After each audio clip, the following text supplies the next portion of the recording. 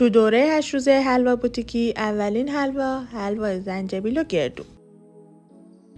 همیشه برای حلوا آردشو باید اول الک بکنیم. من آردا رو الک کردم. آرد سفید و آرد نخودچی رو الک میکنیم و میذاریم رو حرارت و کمی تفت میدیم تا خامیش گرفته بشه. آردمون نباید خیلی تغییر رنگ بده. بعد اینکه تفت دادیم دوباره الکش میکنیم و کره و روغن رو بهش اضافه میکنیم و دوباره میذاریم رو حرارت و کمی تفت میدیم. خیلی نباید اینجا آردمون سرخ بشه. آردمون از رو حرارت برمیداریم و میذاریم کمی از حرارتش کم بشه و بعد پودر قند و زنجبیل و پودر هلمون رو بهش اضافه میکنیم و خوب مخلوط میکنیم.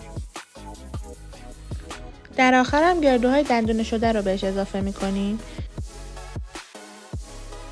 بعد از اینکه موادمون خوب مخلوط شد، برای سروش میتونیم از قالب‌های سیلیکونی استفاده کنیم یا توی سینی یا پیرکس اونو بریزیم و با گوشتکوب سطحش رو صاف کنیم، یا اینکه مثلا من توی نایلون فریزر بریزیم و خوب صافش کنین و پهنش کنید و بذارین توی یخچال 1-2 ساعت باشه خودشو بگیره و بعدش به هر شکلی که دوست دارین میتونین برشش بزنین.